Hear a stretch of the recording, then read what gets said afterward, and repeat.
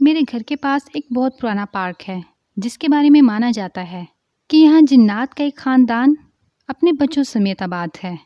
اس کے باوجود بھی لوگ وہاں اپنے بچوں کے ساتھ گھومنے کے لیے جایا کرتے تھے۔ اس پارک میں بچوں کے لیے جھولے بھی لگے ہوئے تھے اور یہ جھولے ہی اس معصوم بچی پر آسیب ہونے کی وجہ بنے۔ السلام علیکم پیارے بہن بھائیوں، امید ہے آپ سب جہاں بھی ہوں گے خیر خیریت سے ہوں گے۔ آپ سب ہیں اس وقت آن لائن سٹوریز کارنر پر اور میں ہوں انم اقبال، جو لے کے آتی ہے آپ سب کے لیے قصے، کہانیاں، آپ بیتیاں، اس کے علاوہ حقیقی زندگی میں مبنی ہونے والے واقعات۔ آج ایک چھوٹا سا ہولناک واقعہ لے کر آپ کے سامنے پیش ہوئی ہوں، تو چلے آئیں شروع کرتے ہیں۔ شنایا ایک بہت پیاری چھوٹی سی بچی تھی۔ شام کے وقت اکثر اس کے ماں بابا اس کو جھولا جھلانے کے لیے پارک میں لے جایا کرتے تھے۔ پارک میں ایک برسوں پرانا پیڑ موجود تھا جو کہ اس پارک کے بالکل سینٹر میں موجود تھا۔ یہ پیڑ اتنا بڑا تھا کہ اس کا سایہ آدھے پارک کو ڈھک دیتا تھا۔ لوگ زیادہ تر اس پیڑ سے دور ہی رہتے تھے کیونکہ ان کا ماننا تھا کہ جنات کا جو خاندان یہاں پر آباد ہے وہ اسی پیڑ میں رہتا ہے۔ شنایا کے پیرنٹس اس علاقے میں ابھی کچھ ٹائم پہلے ہی آئے تھے، اس لیے انہیں یہ سب باتیں معلوم نہ تھیں۔ اس پیڑ پر ایک جھولا بھی لٹکا ہوا تھا جو کہ ہمیشہ خالی رہتا تھا اور کوئی بھی اس کے آس پاس تک نہ بھٹکتا تھا، کیونکہ لوگوں کا کہنا تھا کہ رات 2 بجے کے بعد یہ جھولا اپنے آپ جھولنے لگتا ہے اور بچوں کے کھیلنے کی آوازیں بھی آتی ہیں۔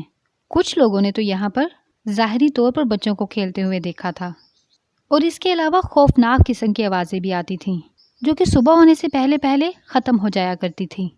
ایک بار شنایا اپنے ماں بابا سے پارک میں جانے کے لیے ضد کرنے لگی۔ رات کے 2 بج رہے تھے۔ اس کے ماں بابا نے اسے سمجھایا بھی، لیکن شنایا تو بھی چھوٹی سی بچی تھی، اس لیے اس کی ضد کے آگے اس کے ماں بابا نے ہار مان لی اور اسے پارک میں لے گئے۔ اس وقت پارک بالکل خالی تھا، وہاں ہر طرف عجیب سی خاموشی چھائی ہوئی تھی۔ شنایا کے ماں بابا اسے اسی درخت والے جھولے کی طرف لے گئے اور اسے جھولے پر بٹھا دیا۔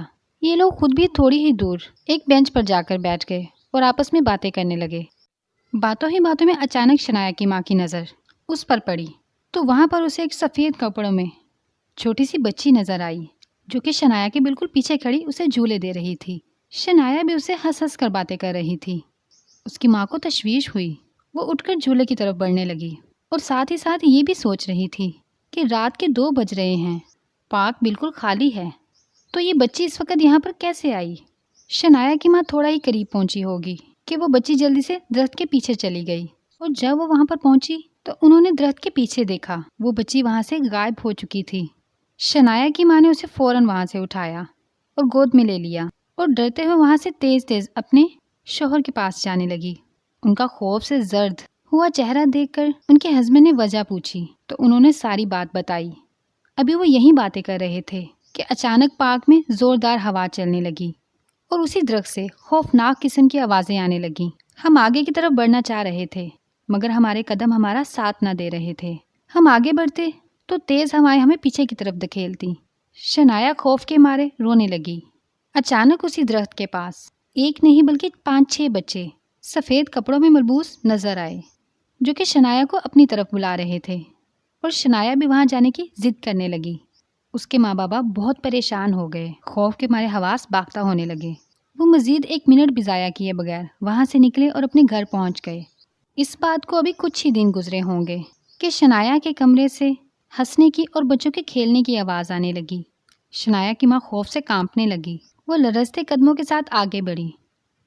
جیسے ہی انہوں نے کھڑکی سے پردہ ہٹایا تو وہاں پر وہیں سفید کپڑوں میں ملبوس بچے بیٹھے تھے جو شنایا کے ساتھ کھیل رہے تھے۔ اب یہ روز کا معمول بنتا جا رہا تھا۔ شنایا کے پیرنٹس نے اسے کئی بار اکیلا کسی سے باتیں کرتے ہوئے دیکھا، لیکن کبھی کبھار انہیں وہاں کوئی بھی نظر نہ آتا۔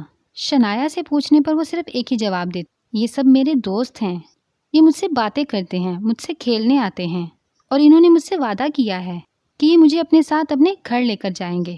مما، آپ مجھے اجازت دیں گی نہ جانے کی؟ اس کے پیرنٹس بہت ڈر گئے تھے۔ انہوں نے ایک بھوت اتارنے والے بابا کو بلایا۔ انہوں نے بتایا کہ اس بچی پر آسیب ہو گئے ہیں اور یہ اسی پارک کے اسی درخت سے ہوئے ہیں، اور کیونکہ شنایا ابھی چھوٹی سی بچی ہے اس لیے اس نے اس آسیب کو اپنے بہت قریب کر لیا ہے۔ اب یہ ساری زندگی اس کا پیچھا نہیں چھوڑیں گے۔ شنایا کے پیرنٹس نے بہت کوشش کی کہ وہ ٹھیک ہو جائے، اور کسی طرح ایسا سیب سے اس کی جان چھوٹ جائے۔ وہ اسے ہر پیر بابا کے پاس لے کر گئے، لیکن سب بے سود۔ اب وہ رات کو اکثر 2 بجے کے قریب اسی درخت کے پاس چلی جاتی، جھولا جھولتی اور بچوں کے ساتھ کھیلتی، جو اب صرف اسے ہی دکھائی دیتے تھے۔ وہ اسے کوئی نقصان نہیں پہنچاتے تھے، لیکن اب ہمیشہ کے لیے اس کے ساتھی بن گئے تھے۔ آج شنایا 12 سال کی ہو گئی ہے۔ اس بات کو 6 سال گزر چکے ہیں، لیکن آج بھی شنایا اپنے آپ سے باتیں کرتی ہے اور اس کے روم سے ویسے ہی ہنسنے کھیلنے کی آوازیں آتی ہیں، اور یہ سب ہمیشہ رات کے 2 بجے کے بعد ہی ہوتا ہے۔ جی تو پیارے بہن بھائیوں، کیسا لگا آپ کو یہ قصہ؟ مجھے کمنٹ باکس میں لازمی بتائیے گا، اور اس طرح کے مزید قصے کہانیاں سننے کے لیے میرے چینل کو سبسکرائب کر لیں، ویڈیوز کو لائک کریں، شیئر کریں۔ اس کے ساتھ ہی دیجیے انم اقبال کو اجازت۔ اللہ حافظ۔